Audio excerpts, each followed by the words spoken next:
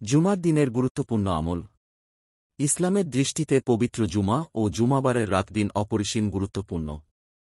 জুমার গুরুত্ব আল্লাহ তাআলার কাছে এত বেশি যে কোরআনে জুমা নামে একটি স্বতন্ত্র সূরা নাজিল করা হয়েছে। আল্লাহ তাআলা কোরআনে ইরশাদ করেন, হে মুমিনগণ, জুমার দিন যখন নামাজের আহ্বান জানানো হয় তখন তোমরা আল্লাহর স্মরণে মসজিদে এগিয়ে যাও এবং বেচাকেনা দুনিয়াবি যাবতীয় কাজকর্ম ছেড়ে দাও। এটা তোমাদের জন্য কল্যাণকর যদি তোমরা জানতে। সূরা জুমা 09। জুমার দিনের কয়েকটি গুরুত্বপূর্ণ আমল সম্পর্কে নিম্নে আলোচনা করা হল। ১. জুমার দিনের বিশেষ মর্যাদা।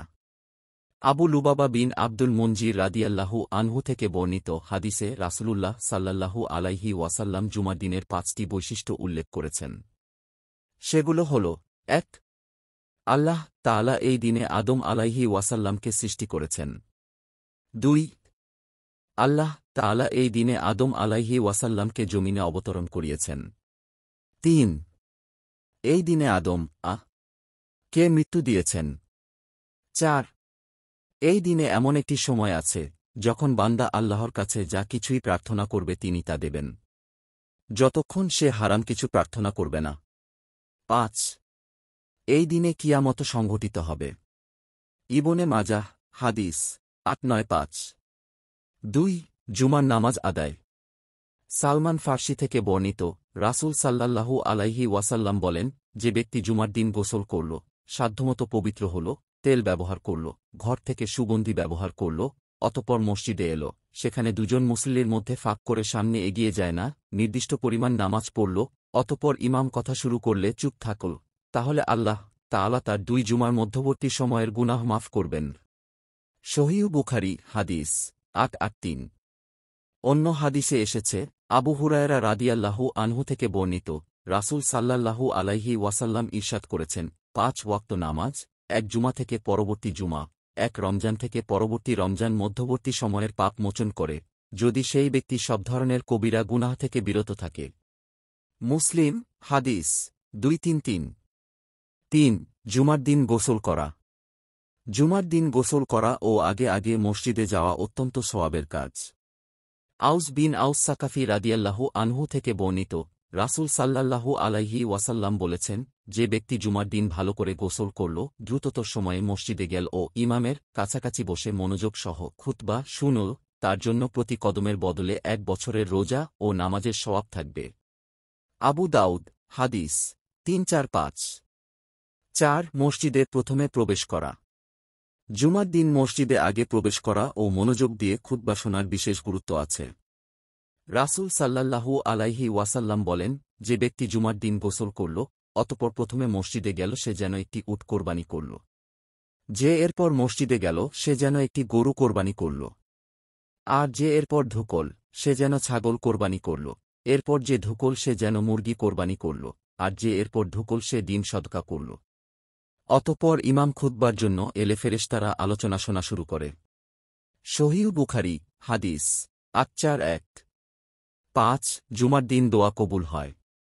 জুমার দিন একটি সময় আছে যখন মানুষ আল্লাহর কাছে কোনো দোয়া করলে আল্লাহ তা কবুল করেন। জাবের রাদিয়াল্লাহু আনহু থেকে বর্ণিত রাসূল সাল্লাল্লাহু আলাইহি ওয়াসাল্লাম বলেন, জুমার দিন কোনো মুসলিম আল্লাহর কাছে ভালো কিছুর দোয়া করলে আল্লাহ তাকে তা দেন। তোমরা সময়টি আসরের পর অনুসন্ধান করো। আবু দাউদ হাদিস নম্বর ১০৪৮। জাবের ইবনে আব্দুল্লাহ রাদিয়াল্লাহু আনহু থেকে বর্ণিত রাসূল সাল্লাল্লাহু আলাইহি ওয়াসাল্লাম বলেছেন, জুমার দিনের ১২ ঘণ্টার মধ্যে এমন একটি মুহূর্ত রয়েছে, যদি কোনো মুসলিম এ সময় আল্লাহর কাছে কিছু প্রার্থনা করে, তাহলে মহান ও সর্বশক্তিমান আল্লাহ তাকে দান করেন। এই মুহূর্তটি তোমরা আছরের শেষ সময়ে অনুসন্ধান করো। আবু দাউদ হাদিস ১০৪৮। ৬. সূরা কাহাফ পাঠ। জুমার অন্যতম আমল সূরা কাহাফ পাঠ করা। আবু সাঈদ খুদরী রাদিয়াল্লাহু আনহু থেকে বর্ণিত রাসূল সাল্লাল্লাহু আলাইহি ওয়াসাল্লাম বলেছেন, যে ব্যক্তি জুমার দিন সূরা কাহাফ পড়বে, তা ২ জুমার মধ্যবর্তী সময়ে তার জন্য আলোকিত হয়ে থাকবে। আর যে ব্যক্তি এই সূরার শেষ ১০ আয়াত পাঠ করবে, অতঃপর দাজ্জাল বের হলে তার কোনো ক্ষতি করতে পারবে না। সহিহ তারগিব হাদিস ১৪৭৩। আল মুস্তাদরাক ২৩৯৯। ৭. গুনাহ মাফ হয়।